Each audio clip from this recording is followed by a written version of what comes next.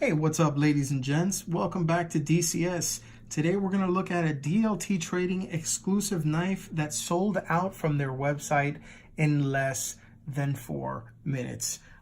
This is a recent Spyderco sprint run release that was basically taking the EDC community by storm, something that has been released in the past. And ironically enough, it's from a model that I did not have a single version of. So I figured, oh, what the hell? I'm going to go ahead and try my hand at picking up one of these. And I got one. So yeah, stay tuned. We're going to go ahead and unbox this and check it out and let you know what you think and let you know what I think. Stay tuned.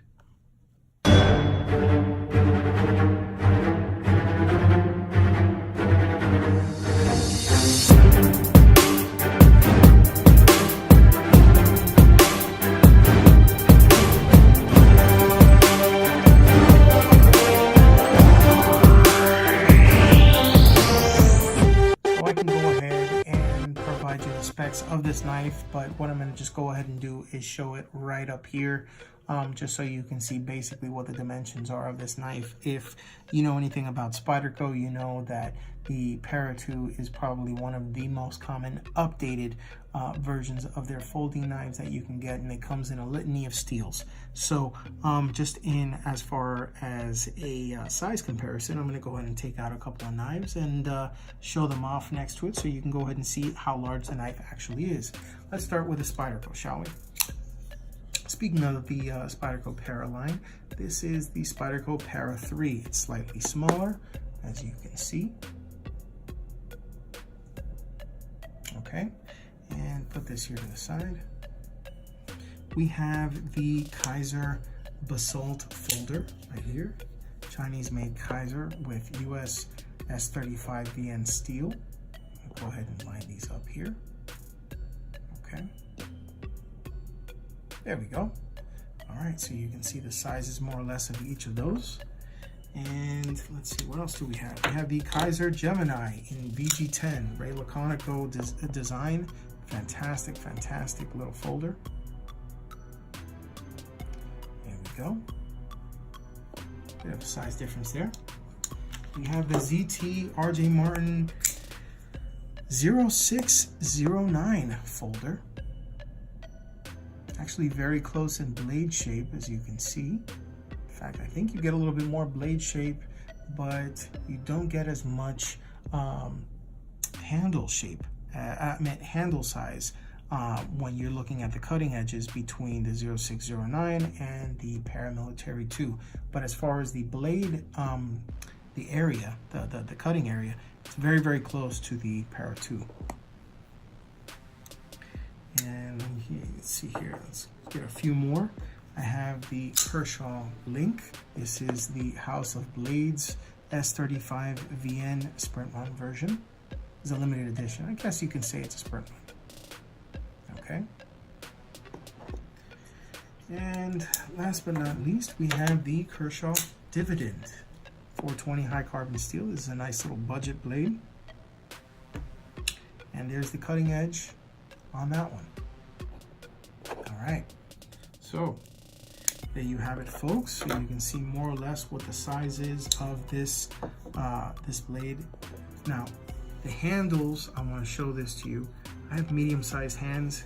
These are big for my hand. I kind of like the Para3's size and ergos. I think it fits my hand quite a bit more, and that calls out to me naturally. But I mean, for most people, they gravitate, you know, basically towards the PM2 a bit more.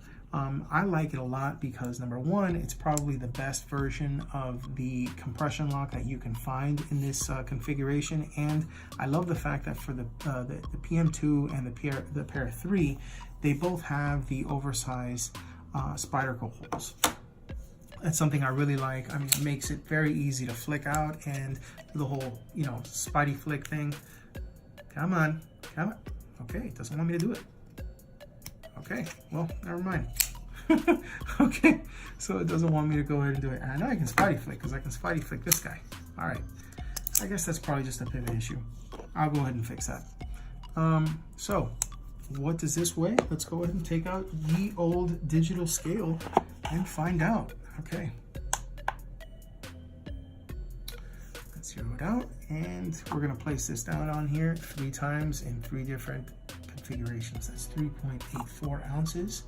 Allow it to zero out. Put it back. 3.88. Okay. Let's try this again. Okay, 3.88 is what it's showing. Try it on its side one more time. 3.88. Okay, pretty sure that that's what the reading is. One more time. 3.88. Okay. Let's go with that now, shall we? All right. Now, at the time of this review, this came out and the price was $145.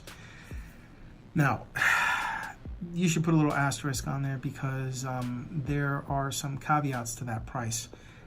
Since it is a DLT trading exclusive, the problem with that price is that it's very limited. You're going to get like 600 of these for that price.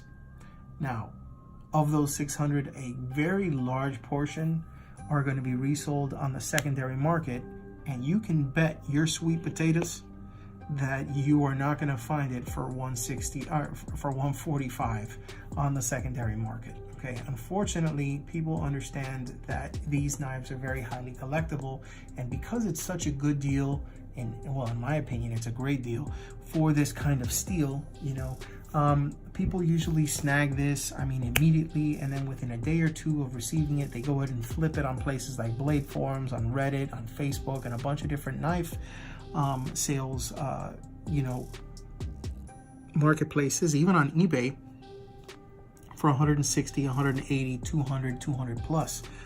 The St. Nick's version of this particular, well, the Para 3 folder, actually, this one in 4V with the red scales was selling, I mean, for like 220 plus. It was ridiculous. And that usually seems to be the case with these folders. So it's unfortunate that, you know, this happens, because I know that companies do an exclusive. They want to be able to go ahead and show something that is a quality production that's been made to their specs. You know, they take a knife that they know is a good seller, they put an upgraded steel, they upgrade the handles, and they go ahead and they provide a limited portion to the public, to which the public answers by damn near crashing their website and, you know, snagging every single one of these that they can get their hands on. They have to limit the amount that they go ahead and provide per transaction. I think it was 2 per transaction on DLT trading. And when I did it, to be able to pick this particular knife up, because I've actually missed out on some other models in the past, I had to have 3 screens open, 3 different browsers, and my phone constantly refreshing, so that once this dropped at the time that they provided, I can go ahead and add it to my cart while I was already signed in, copy and paste the credit card information that I already had in a text file next to the browser window, and just go ahead and click, you know, buy as quickly as humanly possible, and hope that I did not have the website crash on me while I was going ahead and picking up this folder.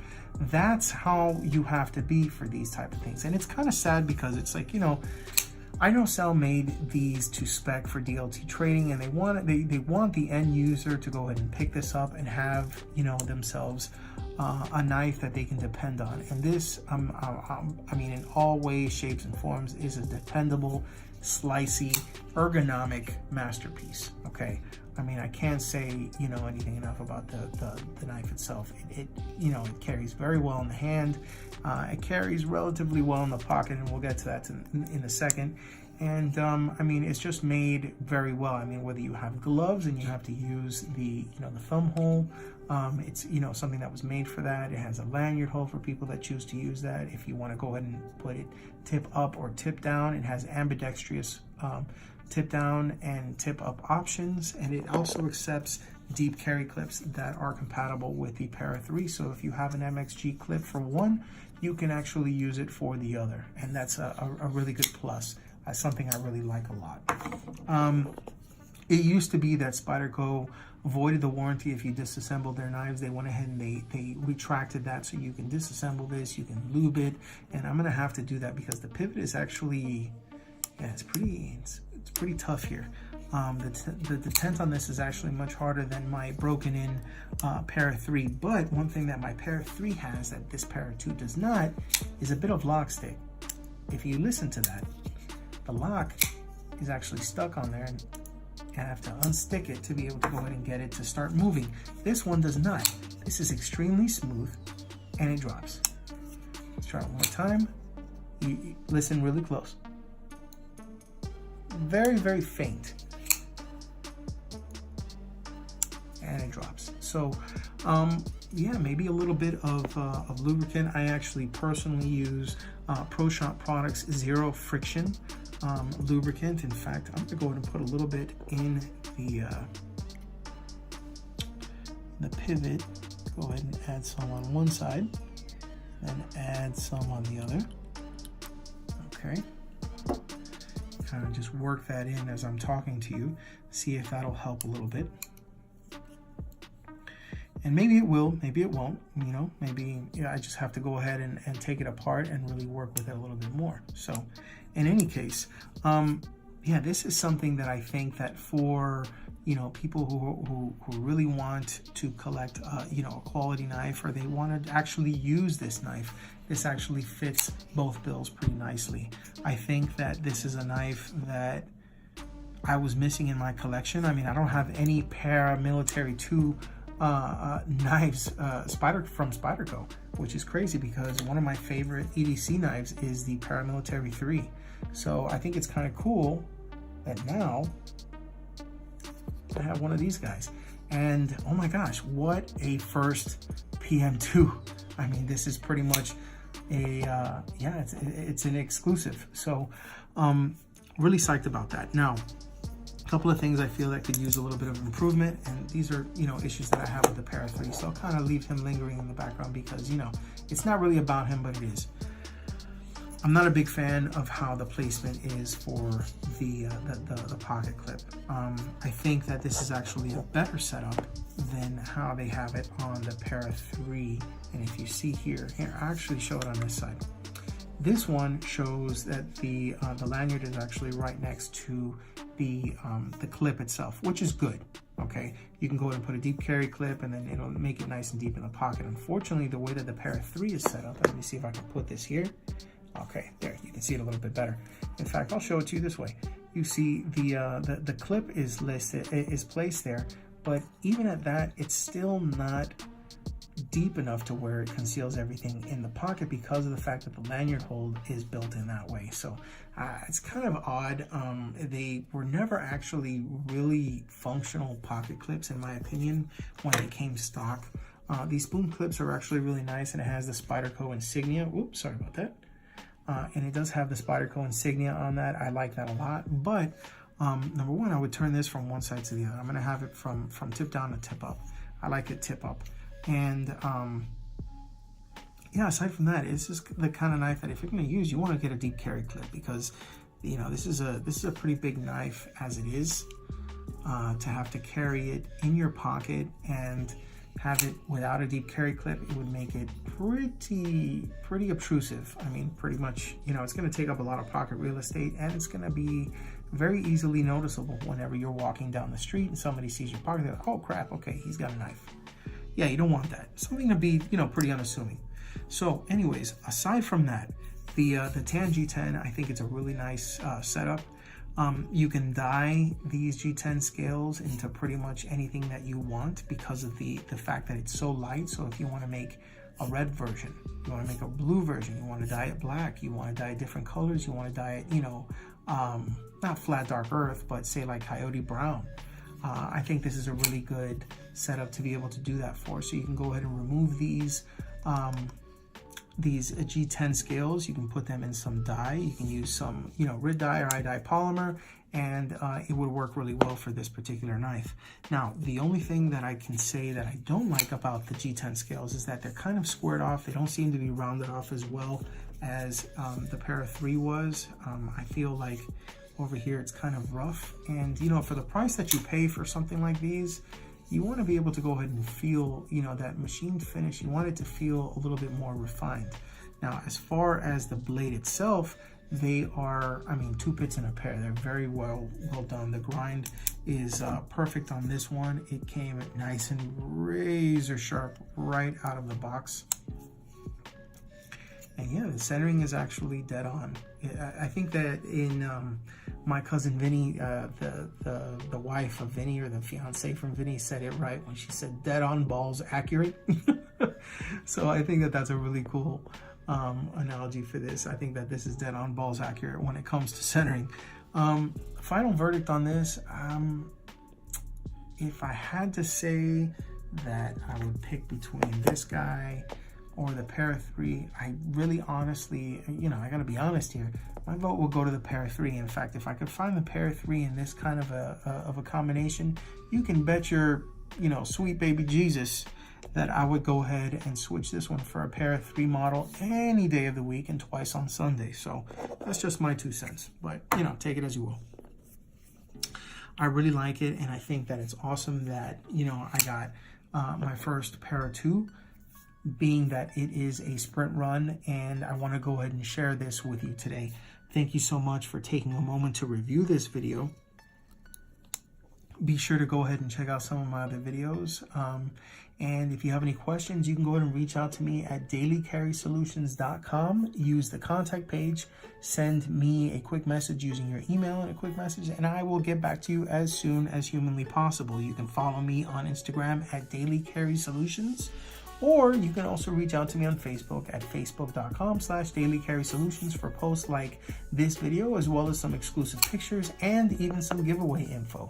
So, you know, the final verdict on this one, like I said, it's great, but I think I'm going to stick with my Para 3. I think that that's something that I prefer a little bit more than this Para 2, but I think it's going to be an awesome addition to the collection. I think it's going to find its way into usage. I don't feel like this is a knife worth collecting. I think it's a knife worth using, especially considering the steel. But remember, whether you choose to EDC a Paramilitary 2, a PM2, whatever you choose to call it, or the Para 3, if you EDC, think of DCS. Thank you so much for watching, everybody. I hope you have a great rest of the day. Click that like button and click that subscribe button if you haven't already, so that the next time one of my videos comes out, you'll be the first to know. If you have any questions, feel free to go ahead and sound off below, and I'll be more than happy to answer that. But until then, you guys, take it easy, and I will see you next time.